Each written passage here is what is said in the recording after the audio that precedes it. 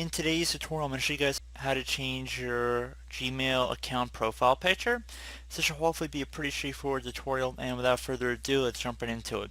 So once we have Gmail open here, you want to go ahead and left click on the little icon user photo next to your name on the chat page.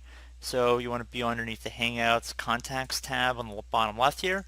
And then when your username comes up, you want to left click on the little circle next to it.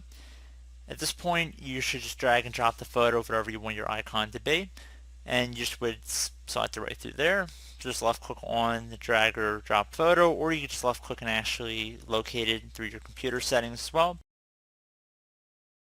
Once it's uploaded, you just have to fit it within the dimensions allocated here. And then once you're done, you just left click on set as profile photo, and that's pretty much it.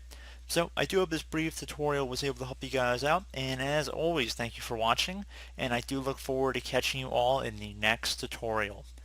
Goodbye.